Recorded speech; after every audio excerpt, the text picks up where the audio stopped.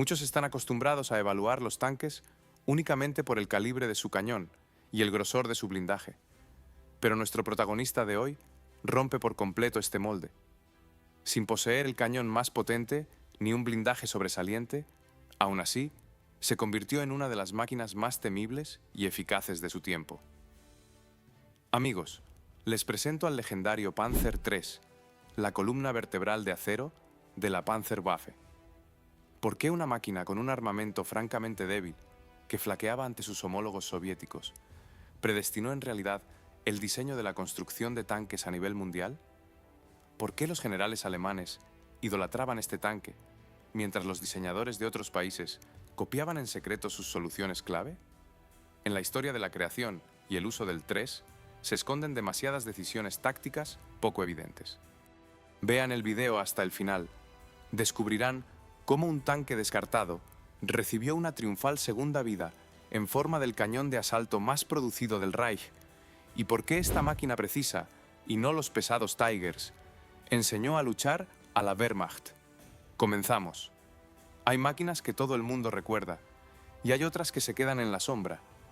Cuando se habla de los vehículos blindados alemanes de mediados del siglo pasado, inmediatamente vienen a la mente siluetas pesadas con nombres rotundos. Tiger, Panther. Se dibujan en carteles, se debate sobre ellos en los foros, y los reconocen incluso aquellos que nunca se han interesado por la tecnología militar. Sin embargo, la máquina de la que hablaremos hoy casi siempre se queda un poco al margen. Modesta, sin ángulos espectaculares, sin un nombre de leyenda. Y esta es, tal vez, la mayor injusticia de toda esta historia. Porque fue el Panzer III, o simplemente el 3, el que resultó ser el plano sobre el cual luego se construyó casi todo lo demás. Pero vayamos por partes. A mediados de la década de 1930, los diseñadores alemanes albergaban una idea que entonces sonaba inusual. Un tanque, según su planteamiento, no debía avanzar lentamente junto a la infantería para protegerla con su blindaje. Un tanque debía ir primero, rápido, profundo, romper las defensas y seguir adelante antes de que el enemigo tuviera tiempo de comprender qué estaba sucediendo. Para una tarea así, se requería una máquina especial, no la más pesada, no la más protegida, sino una ágil, rápida y, lo más importante de todo, con una excelente visibilidad. Y aquí es donde los diseñadores hicieron un movimiento realmente astuto.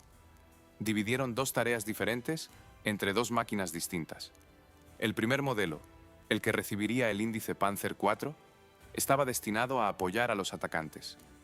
Un cañón corto, un proyectil pesado, un ritmo tranquilo, trabajo contra fortificaciones e infantería atrincherada. Pero el segundo, nuestro 3, se concibió para algo completamente diferente. Su objetivo principal eran los vehículos blindados enemigos, los tanques de los demás. Debía localizarlos primero, apuntar primero y permanecer móvil mientras lo hacía. El resultado fue una máquina con una masa de unas 23 toneladas. Para los estándares de finales de la década de 1930, era un tanque medio y equilibrado. No era voluminoso, pero tampoco frágil. La tripulación constaba de 5 personas. Y recuerden este número. Volverá a nuestra historia, porque en él se ocultaba uno de los trucos principales de todo el diseño. La silueta se hizo baja, compacta y limpia. La lógica era simple. Cuanto más baja fuera la máquina, más difícil sería acertarle y más fácil resultaría ocultarla en los pliegues del terreno. Los alemanes lo entendían perfectamente y vigilaban la compacidad minuciosamente. Pero el orgullo especial del 3 era la visibilidad. El comandante se sentaba en una pequeña cúpula en la parte superior, desde donde podía ver casi todo el campo a su alrededor. En la tecnología de aquellos años, esto era poco común. Muchos vehículos enemigos eran, en esencia, cajas de metal semiciegas, donde las personas en su interior observaban el mundo a través de estrechas ranuras de visión. Pero el 3 miraba a su alrededor con los ojos bien abiertos, y todo esto junto, peso, silueta, visibilidad, 5 hombres en el interior, se reducía a una idea simple. No gana el más fuerte, gana el más rápido. Quien avista primero, apunta primero y dispara primero, gana el corto duelo de tanques. Suena casi obvio. Pero para entender cómo nació esta elegante idea, tenemos que volver al principio de todo, al año 1934, a un documento con un nombre discreto y aburrido, detrás del cual se ocultaba un objetivo muy específico. En 1934 había una regla no escrita en Alemania: no llamar a las cosas por su nombre real. Los programas de rearme estaban en pleno apogeo, pero nadie tenía prisa por hacer declaraciones públicas al respecto. Por lo tanto, cada nuevo proyecto recibía un nombre inofensivo, aburrido e insignificante. Un nombre en clave técnico que, de ser necesario, pudiera explicarse de la manera más pacífica posible. El futuro Panzer III recibió el nombre de Zugführerwagen. Literalmente traducido, esto significa vehículo del comandante de pelotón. Suena casi administrativo. Ninguna amenaza, ningún desafío. Simplemente un vehículo de servicio para un oficial de nivel medio. En realidad, detrás de este nombre se ocultaba una tarea muy concreta: crear un vehículo de combate completo capaz de destruir los blindados enemigos. No escoltar, no apoyar, específicamente destruir. El cliente fue la inspección de tropas motorizadas, la estructura que en aquellos años era responsable de todo el programa de mecanización del ejército. Los requisitos técnicos se formularon con claridad: un cañón antitanque de 37 milímetros con una buena cadencia de tiro, protección suficiente para operar en primera línea y, aquí es donde comienza la parte más interesante, una estación de radio estándar en cada vehículo. No solo en el del comandante, en todos y cada uno de ellos. Este requisito parecía exagerado en aquel momento. Los equipos de radio a mediados de la década de 1930 eran voluminosos, caprichosos y costosos. En la mayoría de los ejércitos del mundo, las estaciones de radio se instalaban únicamente en los vehículos de los comandantes de pelotón o compañía. Los tanques comunes se comunicaban con banderas, señales luminosas o simplemente observaban hacia dónde giraba el vehículo del comandante y lo seguían. Los alemanes decidieron lo contrario. Cada Zugführerwagen debía escuchar y hablar de forma independiente. Esto significaba que el comandante del pelotón podía dar órdenes a todos sus vehículos simultáneamente, directamente en movimiento, sin detenerse, sin lanzar banderas y sin esperar a que su vecino lo viera. El ritmo no se interrumpía. La maniobra no esperaba. Más tarde, sería este requisito el que convertiría al 3 en algo mucho mayor que una simple acumulación de hierro. Pero para eso, aún faltaba mucho. Por el momento, en 1934, comenzó la fase más agitada: la carrera de los prototipos. 4 de las mayores empresas industriales del país participaron en el trabajo: Daimler-Benz, MAN, Krupp y Rheinmetall, cada una con su propia visión de cómo debían ser el chasis, la suspensión y la distribución. La tarea era la misma para todos, pero las soluciones fueron completamente diferentes. La serie de modelos experimentales recibió las denominaciones de ZW, U1 a ZW, U6. No eran vehículos terminados, sino laboratorios rodantes. En ellos se probaban ideas que parecían convincentes sobre el papel, pero que a menudo presentaban sorpresas desagradables en el campo de pruebas. La discusión en torno a la suspensión fue especialmente intensa. ¿Cómo hacer que una máquina de 23 toneladas se moviera con suavidad, mantuviera el rumbo en terrenos accidentados y no se desarmara por las vibraciones tras cientos de kilómetros en caminos de tierra? No había una respuesta que satisficiera a todos. Cada empresa proponía la suya, y mientras los ingenieros discutían, los probadores conducían los prototipos por el campo de pruebas, contabilizando las averías, midiendo el tiempo y anotando los números. Solo uno debía ganar. El ganador ya se estaba preparando para la prueba final, y su ventaja principal se ocultaba no en el blindaje ni en el cañón, sino literalmente debajo del casco del vehículo. Cuando un ingeniero dibuja una suspensión sobre el papel, todo parece razonable. Las flechas de carga van en las direcciones correctas, las matemáticas cuadran, las piezas encajan en su lugar. Pero luego, la máquina sale al campo de pruebas y el papel se acaba. Comienzan el barro, las piedras, las subidas y las bajadas. Y lo que parecía impecable en la oficina de diseño, de repente empieza a crujir, doblarse y romperse en los lugares más inesperados. Esto es exactamente por lo que pasaron las 4 empresas que worked en el Zugführerwagen a mediados de los años 30. La suspensión se convirtió en el principal tema de debate. No el blindaje, no el cañón, no el motor. Era ella la que determinaba todo lo demás. ¿Con qué suavidad se movía la máquina? ¿Qué tan preciso era el disparo en movimiento? ¿Qué tan rápido se desgastaban el chasis y la tripulación en marchas largas? Los primeros prototipos recibieron ballestas. Esta era una solución conocida y probada que ya había demostrado su fiabilidad en camiones y vagones de ferrocarril. El principio era simple. Varias capas de acero elástico ensambladas en un paquete absorben los impactos de las irregularidades del camino. Barato, fácil de reparar y tecnológicamente comprensible. Pero las ballestas tenían un defecto fundamental. A altas velocidades en terrenos accidentados, no tenían tiempo de amortiguar los impactos. El vehículo saltaba y se sacudía. La tripulación se aferraba con las manos a todo lo que podía. Disparar con precisión en movimiento quedaba fuera de toda consideración. Y este era el requisito principal para el 3. La siguiente opción fueron las suspensiones de muelles helicoidales de diversos diseños. La idea era la misma, un elemento elástico entre la rueda y el casco. Pero el muelle helicoidal funciona de manera diferente, reaccionando con mayor suavidad a impactos cortos y bruscos. Los resultados fueron mejores, pero aún insuficientes. Con un movimiento intenso, los muelles empezaban a comportarse de manera impredecible. El vehículo se balanceaba y la precisión del disparo volvía a resentirse. El verdadero punto de inflexión ocurrió cuando Daimler-Benz se involucró a fondo en el trabajo con su variante de suspensión de barra de torsión. Una barra de torsión es una barra de acero que trabaja a la torsión. Un extremo está fijado rígidamente al casco del vehículo y el otro está conectado a un brazo oscilante al que se sujeta la rueda de rodadura. Cuando la rueda pasa por encima de un bache, el brazo gira, la barra se retuerce y absorbe el impacto. Luego, vuelve elásticamente a su posición inicial. Suena a mecánica simple, y realmente es mecánica simple.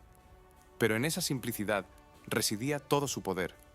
Las barras de torsión estaban situadas transversalmente dentro del casco. Esto significaba que no ocupaban espacio en el exterior, no sobresalían por ninguna parte y no se enganchaban con el terreno ni con los obstáculos. La máquina resultaba más compacta. El centro de gravedad permanecía bajo, y lo más importante, 8 ruedas de rodadura a cada lado, cada una en su propia barra de torsión, trabajaban de manera independiente entre sí. En la práctica se veía así: una rueda cae en un bache, su barra de torsión se retuerce, absorbe el impacto y regresa. Las ruedas adyacentes apenas sienten su movimiento. El casco de la máquina se desliza sobre las irregularidades de manera casi nivelada. El comandante en la cúpula no tiene que aferrarse a los pasamanos. El artillero mantiene el objetivo en el punto de mira. Cuando el prototipo de Daimler-Benz entró en las pruebas comparativas en 1936, la diferencia fue evidente. La máquina marchaba de manera más suave y estable, y lo que era especialmente importante, la precisión del disparo en movimiento resultó ser significativamente mayor que la de sus competidores. Además, la suspensión de barra de torsión resultó ser inesperadamente robusta. Una barra individual dañada podía reemplazarse sin desmontar la mitad del chasis. Para una máquina destinada a trabajar lejos de talleres fijos, esto tenía una importancia muy práctica.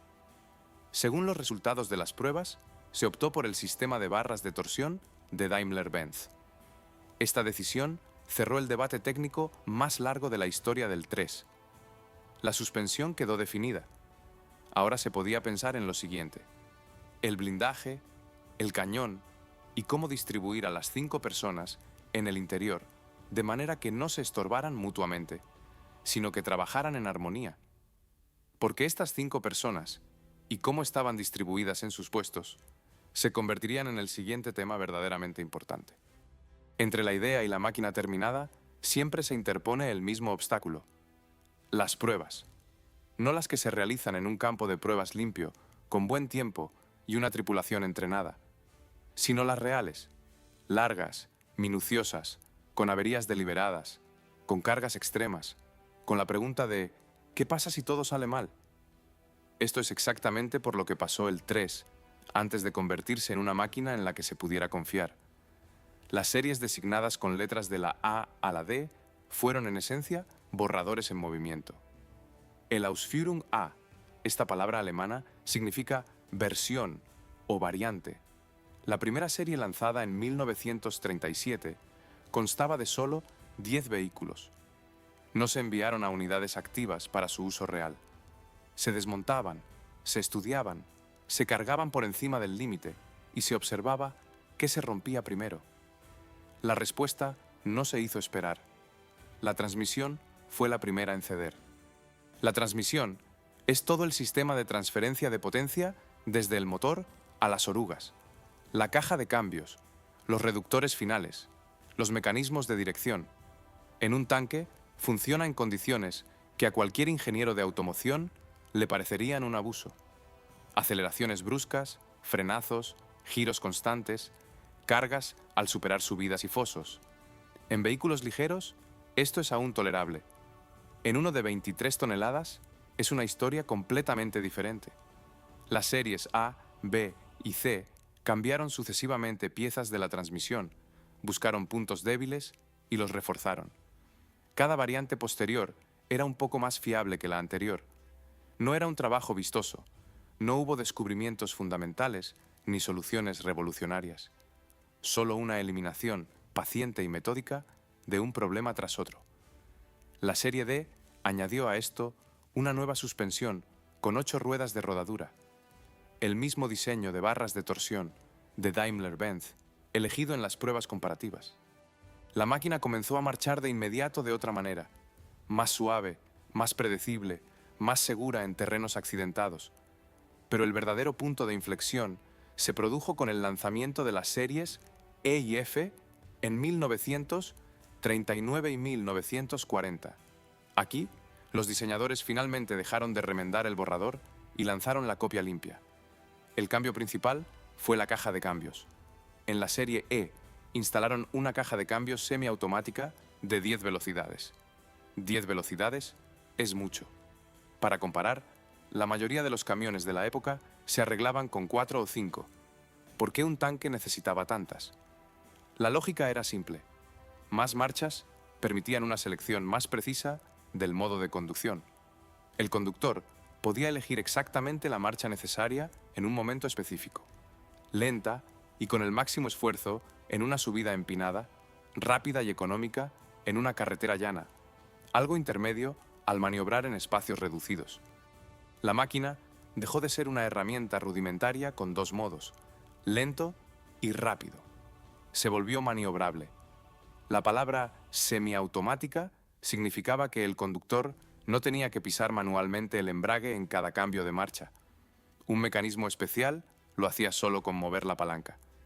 En condiciones de combate, cuando el conductor vigila simultáneamente el terreno, escucha las órdenes y esquiva obstáculos, esto no era una comodidad, sino una necesidad. Paralelamente, se reforzó el blindaje. En la serie E, la protección frontal del casco era de 30 milímetros. Esto no hacía al 3 invulnerable, pero le otorgaba un margen de seguridad suficiente contra la mayoría de las armas antitanque que iba a encontrar.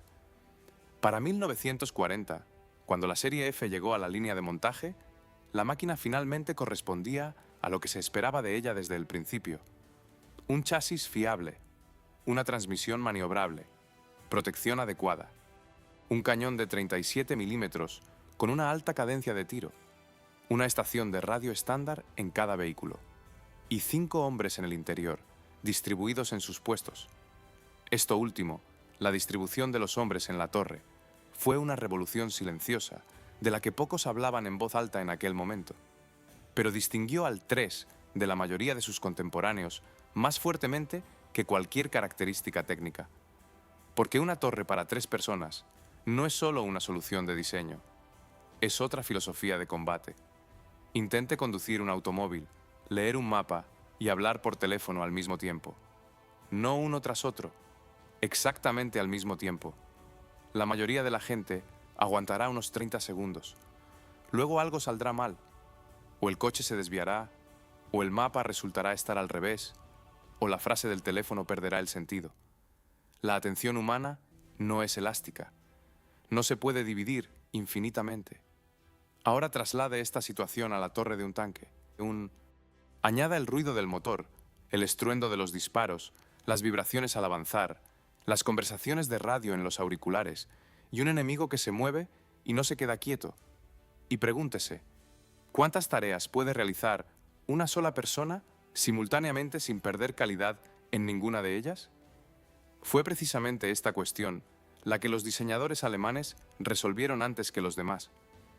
En la mayoría de los tanques de finales de la década de 1930, la torre estaba diseñada para una o dos personas. El propio comandante buscaba los objetivos, apuntaba el cañón, daba órdenes por radio y vigilaba la situación a su alrededor. A veces, también cargaba. Esto no se debía a la mala voluntad de nadie o a un diseño negligente. Simplemente se consideraba que era suficiente, que un oficial experimentado se las arreglaría. El tanque medio francés Somua S-35 era, para los estándares de su época, una máquina muy decente. Buen blindaje, cañón aceptable, buena movilidad. Se le respetaba y se le consideraba uno de los más fuertes de su clase. Pero en la torre se sentaba un solo hombre, el comandante, y él lo combinaba todo.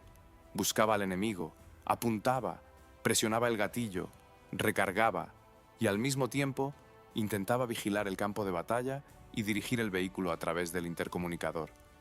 En un ambiente tranquilo, esto funcionaba. En un combate rápido y móvil, casi no. Las primeras versiones del tanque soviético, T-34, presentaban un problema similar. La torre era para dos personas, el comandante y el cargador. Parecía que ya era mejor, pero el comandante al mismo tiempo realizaba las funciones de artillero. Él mismo mantenía el visor sobre el objetivo y presionaba el gatillo. Físicamente, no le daba tiempo a buscar nuevos objetivos, evaluar la situación y al mismo tiempo dirigir un fuego preciso. Los tanquistas soviéticos conocían perfectamente esta deficiencia. Les costó muy cara en los primeros años. En la torre del 3 se sentaban 3 hombres. El comandante estaba arriba, en una pequeña cúpula con visibilidad panorámica. Su única tarea era mirar, buscar al enemigo, evaluar las amenazas, tomar decisiones, dar órdenes. No tocaba el cañón, no cargaba, solo pensaba y observaba. El artillero worked con el visor y el cañón. Al recibir una orden, giraba la torre, apuntaba al objetivo y disparaba. Su atención estaba concentrada en una sola cosa, la precisión. El cargador, tras cada disparo, introducía el siguiente proyectil. Rápidamente, con movimientos entrenados, sin distraer ni al comandante ni al artillero. 3 personas, 3 tareas, 3 corrientes de atención paralelas, sin estorbarse mutuamente. En la práctica, esto daba una diferencia que se podía medir en segundos. Mientras el comandante de un Somua S-35 volvía a buscar el objetivo en su visor tras un disparo, el comandante del 3 ya veía el siguiente y ya daba la orden al artillero. Esto no es solo comodidad. En el combate de tanques, los segundos lo deciden todo. Hay otro detalle del que rara vez se habla. El comandante del 3, al no estar ocupado con el cañón, podía trabajar plenamente con la estación de radio. ¿Recuerdan aquel requisito de 1934 de una radio en cada vehículo? Ahí es donde funcionó a plena potencia. El comandante veía el campo de batalla, evaluaba la situación y transmitía inmediatamente la información, sin pausas, sin cambiar entre tareas. Un pelotón de 3 en el campo de batalla no era solo un grupo de máquinas, era un sistema interconectado donde cada elemento veía y escuchaba a los demás. Cuando, tras finalizar las operaciones de combate activas, los diseñadores de diferentes países se sentaron a proyectar la nueva generación de tanques, la torre de 3 personas, con una clara división de funciones, se convirtió en el estándar casi en todas partes. Los británicos, los estadounidenses, Los ingenieros soviéticos, a partir del tanque T-54. Todos llegaron a la misma disposición. El 3 no llegó a ver este momento como un vehículo de combate de primera línea, pero fue el que demostró que el esquema funcionaba. Sin embargo, la torre adecuada es solo la mitad de la historia, porque la torre se apoya en el casco y el casco se apoya en el chasis. Y la forma en que el 3 se movía sobre el terreno fue una invención no menos importante que la forma en que observaba y disparaba. Hay cosas que solo empiezas a valorar cuando no están allí. Un buen camino, un motor silencioso, un suelo liso bajo tus pies. La tripulación de un tanque de finales de los años 30 estaba privada de todo esto por definición, pero el grado de privación dependía en gran medida del vehículo en el que estuvieras sentado. Imaginen esta escena. Un tanque avanza por un campo, sobre terreno irregular con baches, fosas y zanjas, y dentro van 5 hombres. El conductor mantiene el rumbo, cambia de marcha, reacciona a los obstáculos. El artillero mantiene el objetivo en el punto de mira. El comandante mira por su cúpula y da órdenes. Ahora añadan vibraciones violentas. No un balanceo ligero, sino uno real y brusco, donde la cabeza golpea contra el metal y las manos se resbalan de las manijas. ¿Qué pasa con el visor? Salta. ¿Qué pasa con el comandante? Pierde la imagen. ¿Qué pasa con la radiocomunicación? La frase se interrumpe a la mitad porque los dientes chocaron por el impacto. Así se veía el combate en vehículos con suspensiones primitivas. No era una catástrofe, sino un caos constante y agotador de pequeños fallos. La suspensión de barras de torsión resolvía este problema, no por completo, pero lo resolvía mejor que cualquier cosa existente en aquel momento. Ya hemos hablado de cómo se compone una barra de torsión. Trabaja a la torsión, absorbe el impacto de la rueda de rodadura y regresa elásticamente a su posición inicial. Pero hay un matiz que vale la pena mencionar aparte. En el 3, cada una de las ruedas de rodadura a cada lado estaba suspendida de su propia barra de torsión, de manera independiente de las vecinas. Esto es de fundamental importancia. Comparemos con una ballesta. Conecta varias ruedas simultáneamente. Cuando una rueda cae en un foso, la ballesta se dobla, y este movimiento se transmite también a las ruedas adyacentes. El casco del vehículo recibe no un impacto puntual, sino una ola entera. El vehículo se balanceaba. Las barras de torsión funcionan de otra manera. Una rueda en un bache, su barra de torsión se retuerce, absorbe el impacto y regresa. La rueda vecina apenas lo nota. El casco no se balancea como una ola. Se desliza sobre las irregularidades, como si las ruedas debajo de él vivieran cada una su propia vida y la parte superior del vehículo no lo supiera. Esto no es mecánica abstracta, son segundos concretos de apuntado. Cuando el vehículo marcha con la suficiente suavidad, el artillero puede mantener el objetivo en el visor, no solo al detenerse, sino también en movimiento. No a la perfección, no como en una galería de tiro, pero lo suficiente como para abrir fuego sin perder el ritmo del ataque. Esto se llama disparar sobre la marcha y a finales de los años 30 era el privilegio de muy pocos vehículos. Hay otra consecuencia en la que rara vez se piensa en primer lugar. Una marcha suave reducía la fatiga de la tripulación. Esto suena casi banal, pero en realidad es estratégicamente importante. Una incursión de tanques podía durar muchas horas seguidas. Una tripulación que pasaba estas horas en constantes sacudidas llegaba al lugar del combate ya exhausta, las reacciones ralentizadas, la atención dispersa, las manos cansadas de luchar con las palancas. La tripulación del 3 llegaba en mejor estado, no descansados, pero sí menos desgastados, y esto se acumulaba en la distancia. La suspensión de barras de torsión también tenía una ventaja práctica desde el punto de vista de las reparaciones. Las barras estaban situadas dentro del casco de forma transversal, protegidas de daños externos. Llegar a ellas no era fácil, pero si una barra se dañaba, las demás seguían funcionando. El vehículo no perdía la marcha por completo, solo marchaba un poco peor en un tramo. En condiciones de campaña, cuando el equipo de reparación trabaja a la intemperie y sin equipos fijos, la capacidad de sustituir un elemento sin desmontar toda la estructura valía mucho. Para 1940, Cuando los 3 de serie de las versiones E y F comenzaron a llegar a las divisiones de tanques, la combinación de la torre de 3 personas y la suspensión de barras de torsión creó una máquina que sabía hacer lo que la mayoría de sus oponentes no sabían. Podía moverse, observar y disparar al mismo tiempo. Las 3 acciones en paralelo, sin paradas forzadas, sin pausas para reorganizarse. Solo quedaba una cosa: probar todo esto en condiciones reales. Y las condiciones no se hicieron esperar. Otoño de 1939. Polonia. Los 3 avanzan en columnas por carreteras que hasta hacía poco eran pacíficas. Polvo, zumbido de motores, traqueteo de orugas. Por primera vez, la máquina en la que se había trabajado durante 5 años se encontró con la realidad. Y la realidad no la decepcionó. El cañón de 37 milímetros, designado KW-UK-36, era un arma diseñada para una sola tarea: la velocidad. No la potencia destructiva de un proyectil pesado, sino una alta cadencia de tiro y precisión a las distancias en que solían ocurrir los choques de tanques a finales de la década de 1930. La campaña polaca demostró que el cañón cumplía. Los vehículos blindados del enemigo eran en su mayoría ligeros.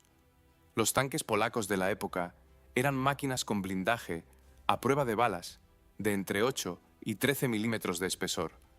El proyectil de 37 milímetros del 3 penetraba esa protección con confianza, a distancias de hasta 500 metros, prácticamente sin dificultades. Pero el sistema en su conjunto resultó ser mucho más importante que la mera tecnología. Un pelotón de 3 se movía de forma cohesionada. Los comandantes se escuchaban por radio, reaccionando a los cambios de la situación sin paradas ni reorganizaciones.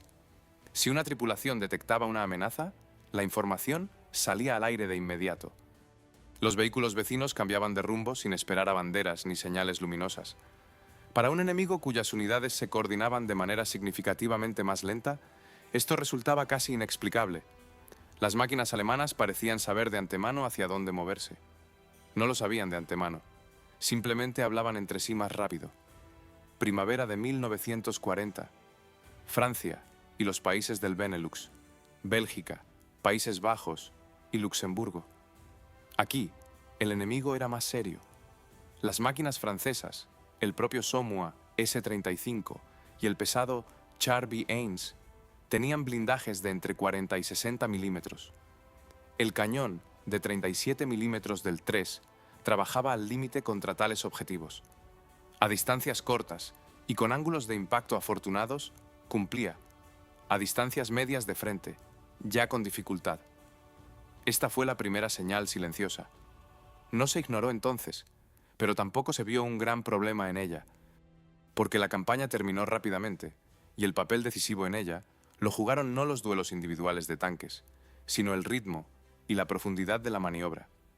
El 3 participó en ese ritmo a plena potencia.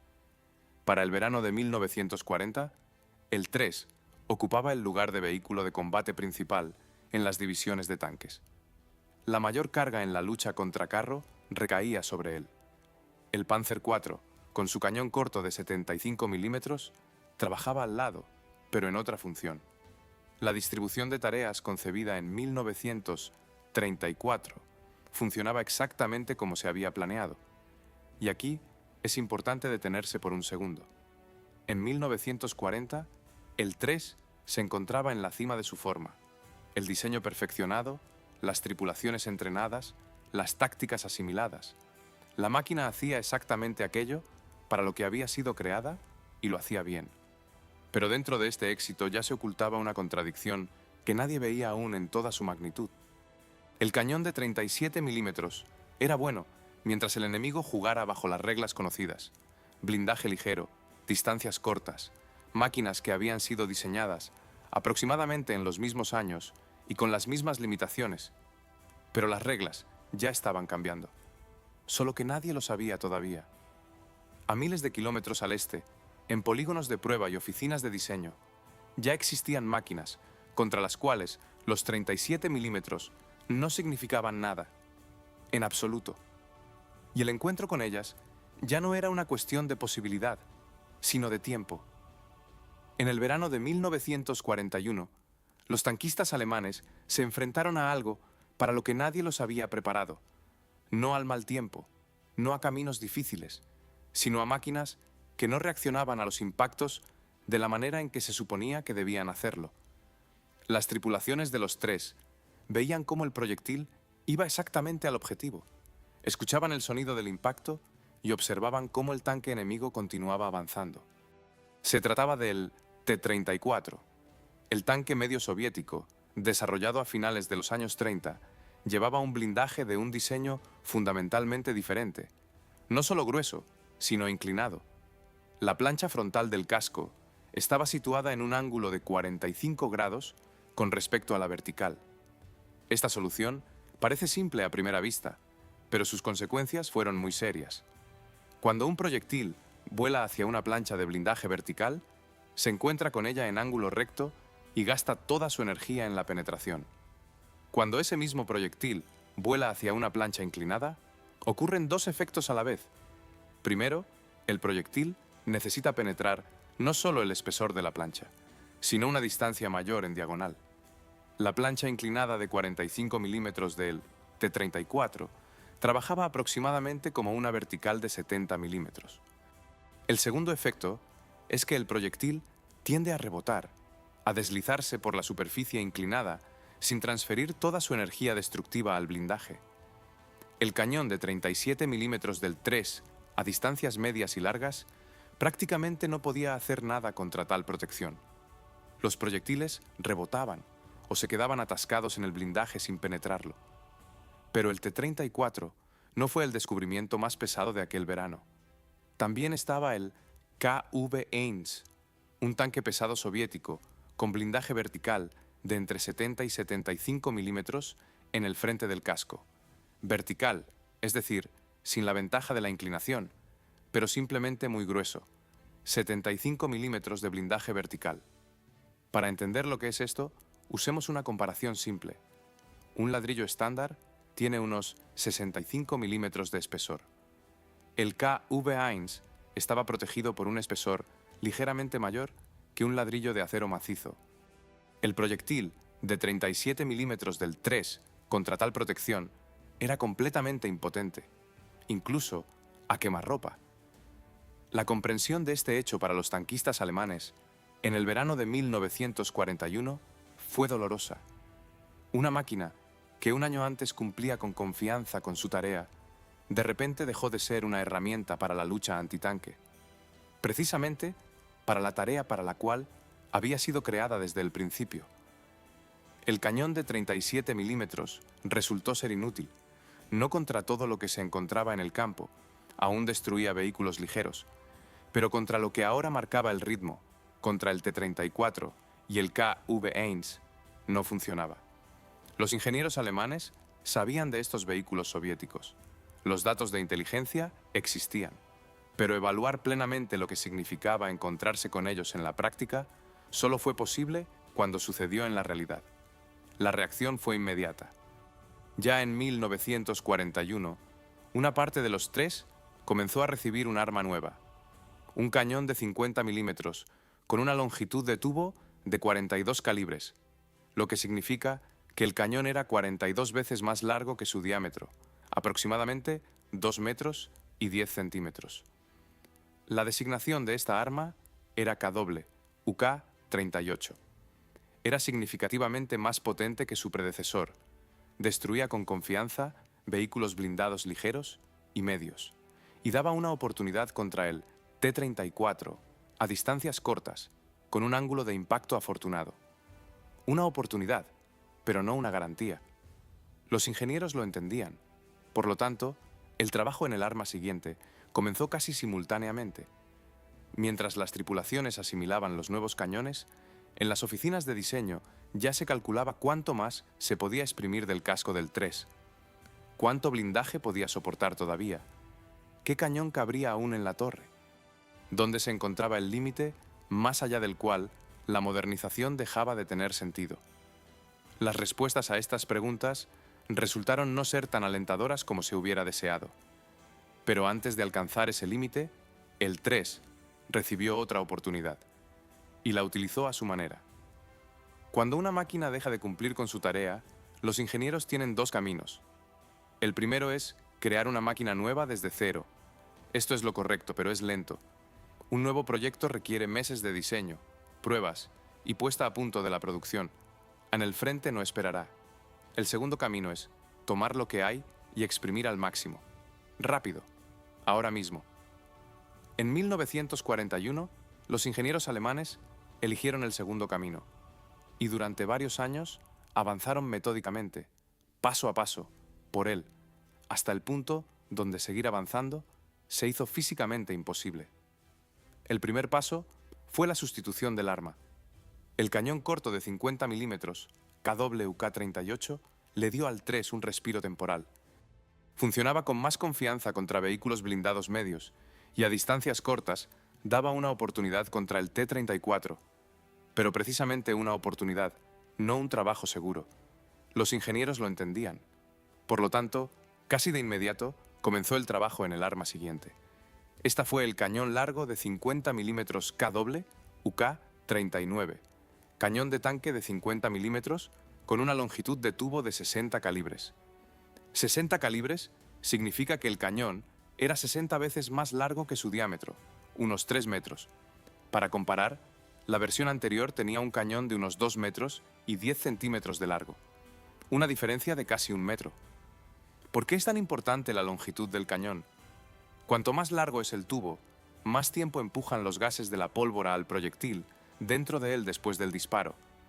El proyectil logra alcanzar una mayor velocidad antes de salir de la boca. Y la velocidad es energía, y la energía es capacidad de penetración. El cañón largo de 50 milímetros aceleraba un proyectil perforante estándar a unos 835 metros por segundo. Esto es casi 3 veces más rápido que una flecha disparada por un arco, y unas 2 veces y media más rápido que el sonido en el aire. A una distancia de hasta 500 metros, tal proyectil penetraba un blindaje de unos 60 milímetros de espesor en un ángulo recto de impacto. Contra el T-34, esto daba un resultado real a distancias cortas. Contra el KV Ames de frente, todavía con dificultad, pero en el flanco y la parte trasera, la máquina ya trabajaba con confianza. Paralelamente a la sustitución del armamento, se trabajó en la protección. El blindaje inicial de los 3 de serie era de 30 milímetros en el frente del casco. Esto era suficiente contra cañones ligeros, pero contra lo que comenzó a encontrarse en la dirección este a partir del verano de 1941, no bastaba. La primera solución fue aumentar el espesor durante la producción. Las nuevas máquinas recibieron un blindaje frontal de 50 milímetros, no planchas adicionales soldadas, sino una sola plancha de ese espesor de fábrica. Pero esto también resultó insuficiente. Entonces, apareció la siguiente solución: blindaje espaciado. En la parte frontal del casco y de la torre se fijaron con pernos planchas de blindaje adicionales de 20 milímetros de espesor. La protección total en la proyección frontal alcanzó los 70 milímetros. Aquí es donde se manifestó ese mismo techo.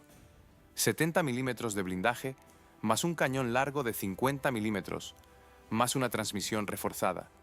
Todo esto pesaba. El peso del 3 comenzó a aumentar. Las 21 o 23 toneladas iniciales de las primeras series crecieron al final de la producción a unas 23 toneladas en la versión básica tardía, y con blindaje adicional y equipos complementarios, la máquina se acercaba a las 25 toneladas. La suspensión de barras de torsión, diseñada para una carga determinada, comenzó a trabajar al límite. El motor de 300 caballos de fuerza, que en las primeras versiones proporcionaba una buena movilidad, ahora arrastraba un vehículo notablemente más pesado. La velocidad máxima cayó, el alcance se redujo. La máquina se volvía más pesada, lenta, y aún así, apenas cumplía contra los objetivos contra los que se suponía que debía trabajar con confianza. Este es el techo de la modernización, el momento en que la mejora de una característica empeora inevitablemente otra. Más blindaje, menos velocidad, cañón más potente, torre más pesada, mayor carga sobre la suspensión, motor más fuerte, transmisión más compleja, mayor probabilidad de averías. El diseño del 3 encontró este techo. El anillo de la torre tenía un diámetro de aproximadamente 1,52 m. Este era un límite rígido. Un cañón de mayor calibre o de una longitud significativamente mayor simplemente no cabía en tal torre sin un rediseño completo. Y rediseñar la torre significaba prácticamente una máquina nueva. Los ingenieros llegaron al límite y se detuvieron.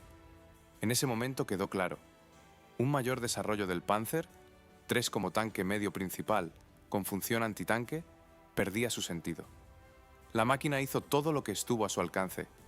Recorrió honestamente el camino de los 37 a los 50 milímetros de calibre, de los 30 a los 70 milímetros de blindaje, de las 21 a las 25 toneladas de peso, y chocó contra una pared. Lo que sucede cuando una buena máquina alcanza su límite es una historia aparte. A veces, simplemente se retira de la producción y se olvida. Pero con el 3, las cosas resultaron diferentes. Hay un momento en la vida de cualquier herramienta en el que deja de ser la mejor para su tarea. No se rompe, no desaparece, pero aparece algo al lado que la cumple mejor. Y entonces, hay que responder con honestidad a la pregunta de qué hacer a continuación. Para el 3, este momento llegó en 1942. El Panzer IV había cambiado para entonces, hasta quedar irreconocible. El cañón de ánima corta, destinado al apoyo de la infantería, dio paso a un cañón largo de 75 milímetros, K-doble, UK-40. Esta arma penetraba el blindaje del T-34 a distancias inaccesibles para el cañón largo de 50 milímetros del 3, con confianza, con margen, sin la necesidad de buscar un ángulo afortunado. La diferencia era evidente para cualquiera que trabajara con ambas máquinas. 37 milímetros en 1939 era suficiente. 50 milímetros en 1941 daba una oportunidad. 75 milímetros en 1942 daba confianza. Y esta confianza residía ahora en el Panzer IV, no en el 3. La decisión de cesar la producción en serie de la versión básica del Panzer III se tomó en 1943. Las últimas máquinas salieron de la línea de montaje en el mismo año. En total, a lo largo de los años de producción, se fabricaron unos 5.603 de todas las modificaciones. Esto es mucho, pero no es una cuestión de número. Es una cuestión de lo que sucedió durante esos años y de lo que quedó después. Detengámonos y miremos todo el panorama a la vez. En 1939, el 3 formaba la columna vertebral de las divisiones de tanques. En él se apoyaba la táctica de ruptura. Él era el que soportaba la carga principal en la lucha antitanque. El Panzer IV estaba al lado, pero en una función subordinada. Para 1942, el panorama se invirtió. El Panzer IV, con cañón largo, se convirtió en el tanque principal. El 3 fue pasando gradualmente a un segundo plano. Pero el segundo plano no es el fin, es un cambio de función. En las unidades de tanques, los 3 comenzaron a utilizarse de otra manera. Como vehículo de comandante, cuando un oficial superior de una unidad necesitaba un puesto de mando protegido y móvil, con buena visibilidad y radiocomunicación fiable, el 3 se adaptaba muy bien para esto. Su cúpula con visión panorámica y su estación de radio estándar trabajaban ahora en una nueva función. Como puesto de observación de artillería, un observador avanzado de artillería necesitaba un vehículo blindado capaz de avanzar hasta la primera línea y corregir el tiro por radio. El 3, de nuevo, resultaba estar en su lugar. Protección suficiente, visibilidad buena, comunicación fiable. En el norte de África, donde el cuerpo bajo el mando del general Rommel operó en 1941 y 1942, los 3 combatieron en condiciones especiales. El desierto es un espacio llano y abierto, con grandes distancias de observación y combate.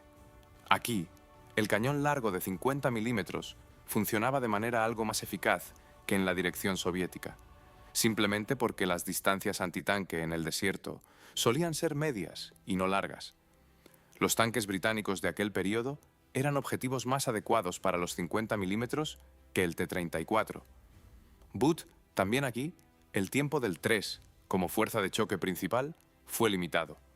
En Kursk, en el verano de 1943, en una de las mayores batallas de tanques de la historia, los 3 ya jugaban papeles auxiliares. La carga principal la soportaban los Panzer IV, los cañones de asalto y los nuevos vehículos pesados. El 3 estaba presente en el campo, pero no como una figura central. Esto no es un fracaso, es el curso natural de las cosas. Una máquina creada para las condiciones de finales de los años 30 se mantuvo en primera línea durante 5 años. Se adaptó, cambió, recibió armas nuevas y blindaje adicional. Hizo todo lo que estuvo a su alcance y lo hizo con honestidad. Y cuando llegó el momento de ceder el lugar a máquinas más nuevas, lo hizo. Pero la historia del 3 no terminó allí, porque mientras la máquina en sí dejaba las funciones principales, su chasis continuó viviendo, y viviendo de manera muy activa. Tan activamente que al final fue este chasis, y no el propio tanque, el que se convirtió en el vehículo blindado alemán más producido de la guerra. Para esto, solo hizo falta una cosa: retirar la torre. A veces, la mejor solución es quitar algo, no añadirlo. En ingeniería, esto se llama simplificación. En la vida, sentido común.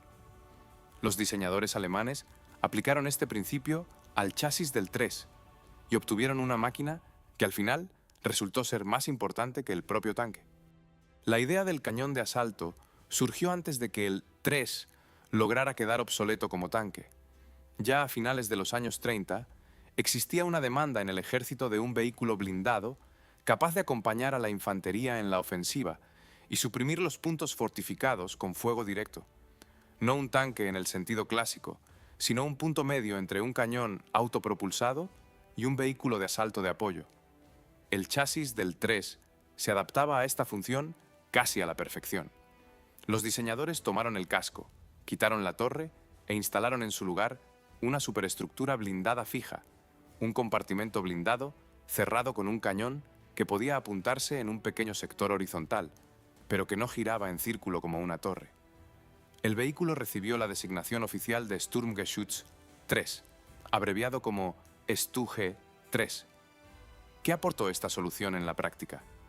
Lo primero y más obvio, la altura. La torre es el punto más alto del tanque.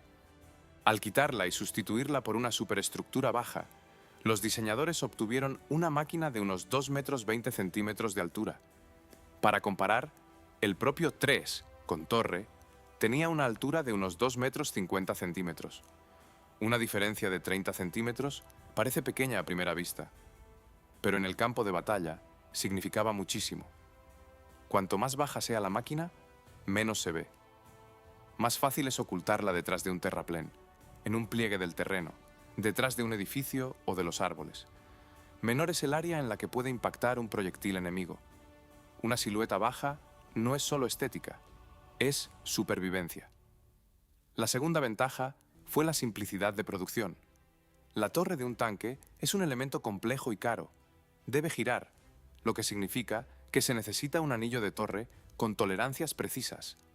Lleva el cañón con los mecanismos de guía horizontal y vertical, visores, depósitos para proyectiles, puestos de trabajo para varias personas. Todo esto requiere una fabricación precisa, materiales de alta calidad y un tiempo significativo de montaje. Una superestructura fija es más simple. No gira. Las tolerancias son menos críticas. Hay menos piezas. El ciclo de producción es más corto. En condiciones en que la industria trabajaba al límite, esto tenía una importancia práctica directa. En el mismo tiempo y con los mismos recursos, se podían producir más máquinas. Lo tercero fue el cañón. Las primeras versiones del Sturmgeschütz 3 llevaban un cañón corto de 75 milímetros, destinado a disparar proyectiles rompedores contra fortificaciones. Pero tras los acontecimientos de 1941, el vehículo fue rearmado. La nueva arma, el cañón largo de 75 milímetros Stuka-40, convirtió al Sturmgeschütz 3 en un cazacarros completo. Este cañón estaba cerca, en sus características, al arma del Panzer IV de las series tardías. Es decir, una máquina creada como arma de apoyo a la infantería recibió capacidades antitanque comparables a las del tanque principal del mismo periodo. Al mismo tiempo, seguía siendo más baja, más barata de producir y más fácil de mantener. El resultado habla por sí mismo. A lo largo de los años de producción, se fabricaron más de 10.000 unidades del Sturmgeschütz, 3 de todas las modificaciones. 10.000. Esto es más que cualquier otro tipo individual de vehículo blindado alemán de la época, más que el propio 3, más que el Panzer IV, el vehículo blindado alemán más producido. Piensen en ello por un segundo. Una máquina creada quitándole la torre a otra máquina se convirtió al final en más numerosa que la máquina con la que empezó todo. El chasis sobrevivió al original y lo superó en escala de aplicación. Hay algo simbólico en esto. El diseño, que los ingenieros de Daimler-Benz perfeccionaron a mediados de los años 30, resultó ser tan exitoso que continuó funcionando incluso cuando el propósito original ya se había agotado. El chasis estaba vivo y aún no había dicho su última palabra, porque además del cañón de asalto, hicieron algo más con él. Varias cosas en realidad, y cada una de ellas habla de lo versátil que resultó ser el diseño original. Hay personas que, tras su carrera principal, encuentran una segunda vocación, dejan un puesto y descubren que en otro se les necesita no menos, y a veces más. Con el 3 sucedió aproximadamente lo mismo. Cuando en 1942 quedó claro que en la función de tanque principal la máquina sería sustituida por el Panzer IV, los comandantes de las unidades no enviaron los 3 a la retaguardia. Comenzaron a pensar, ¿para qué se adapta mejor esta máquina ahora mismo, con lo que hay en ella? Resultó haber varias respuestas. La primera y más natural, como vehículo de comandante. Volvamos a aquello con lo que empezó el 3. Fue diseñado pensando en el comandante. Buena visibilidad panorámica desde la cúpula. Estación de radio estándar.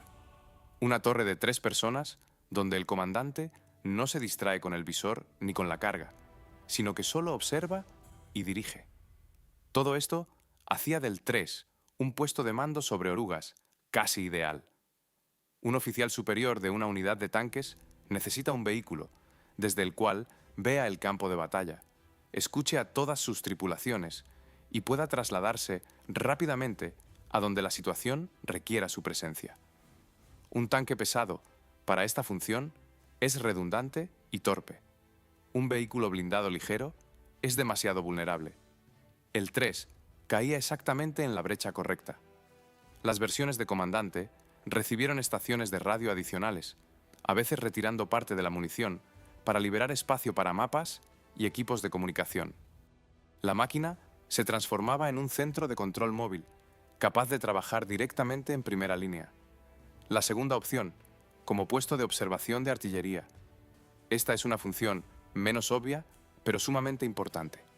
La artillería de la época disparaba desde posiciones ocultas, es decir, desde lugares desde los cuales el objetivo no era visible. Para que los proyectiles cayeran con precisión, alguien tenía que ver los impactos y corregir el tiro por radio. Ese alguien tenía que estar cerca de la primera línea, tener buena visibilidad y una comunicación fiable. Y al mismo tiempo, permanecer vivo el tiempo suficiente para lograr corregir el tiro. Un vehículo blindado, con buena visibilidad y una estación de radio, se adaptaba a esta tarea mejor que cualquier otra opción. El 3, en esta función, fue equipado con telémetros especiales y medios de comunicación adicionales. El cañón permanecía en su lugar, por si la situación cambiaba.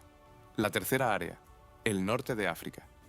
En 1941 y 1942, el Afrika Korps alemán, bajo el mando del general Rommel, operó en condiciones fundamentalmente diferentes de la dirección soviética.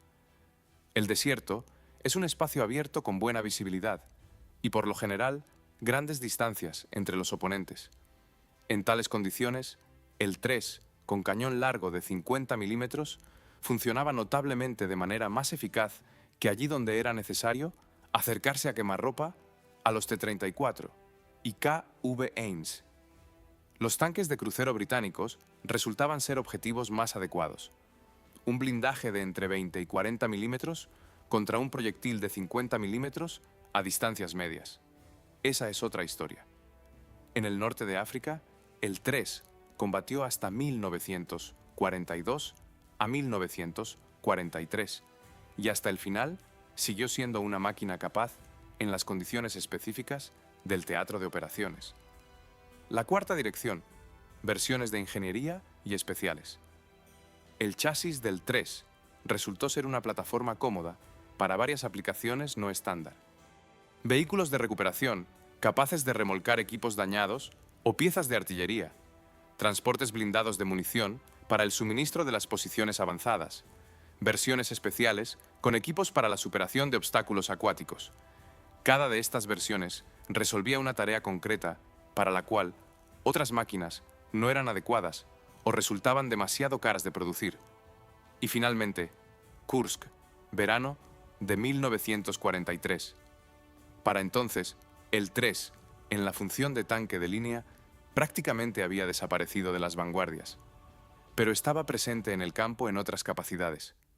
Los vehículos de comandante trabajaban en los estados mayores de las unidades. Los observadores de artillería se movían detrás de las formaciones de ataque. Las versiones especiales realizaban tareas de aseguramiento. La máquina que en 1939 iba primera en el ataque, ahora aseguraba a quienes iban primeros en su lugar. Esto no es una humillación. Es una evaluación honesta de las capacidades y una tranquila disposición a hacer lo que mejor funciona aquí y ahora. El 3 tuvo éxito en muchas cosas. Y lo que sabía hacer mejor, observar, escuchar, conectar a las personas en un todo único, resultó necesario hasta el mismísimo final. Pero detrás de todas estas funciones, detrás de toda esta historia de adaptaciones y cambios de profesión, se encuentra una pregunta que es más importante que cualquier detalle concreto. ¿Qué dejó exactamente el 3 detrás de sí? No en los museos ni en los archivos, en la idea misma de lo que debe ser un tanque. Cuando un puente ha cumplido su función, por lo general se olvida. Se mira a lo que se encuentra en la otra orilla, a lo que se hizo posible gracias al cruce, y el puente mismo queda atrás, y pocos miran hacia atrás. Esto es exactamente lo que sucedió con el 3. La construcción de tanques de posguerra siguió el camino que el 3 trazó a finales de los años 30. La torre de 3 personas, con una clara división de funciones, se convirtió en el estándar en todas partes. El tanque soviético T-54, adoptado para el servicio en 1946, llevaba una torre de 3 personas, comandante, artillero, cargador. El centurión británico, el Emachtun-Vierzig, Patton estadounidense, el AMX Dreisig francés. Todos ellos seguían la misma lógica de distribución de las personas dentro de la torre que los diseñadores alemanes habían desarrollado en el 3, incluso antes del comienzo de la década de 1940. Nadie copió al 3 intencionadamente. Todos simplemente llegaron a la misma conclusión a través de la práctica. Y el 3 llegó a ella antes. Pero no es solo una cuestión de la torre. El 3 se convirtió en la primera máquina de serie donde varios principios se unieron simultáneamente y comenzaron a funcionar como un sistema único.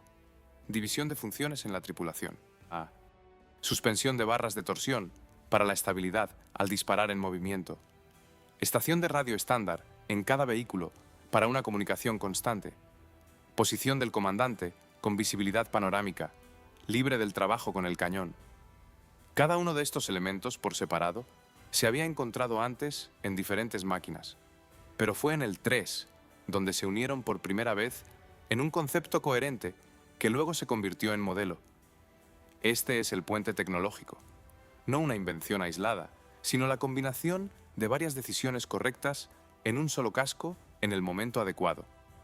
Miremos ahora otro legado, el táctico. En el 3 se desarrolló todo un conjunto de lo que luego entraría en todos los manuales sobre la teoría de las acciones de maniobra de las fuerzas blindadas.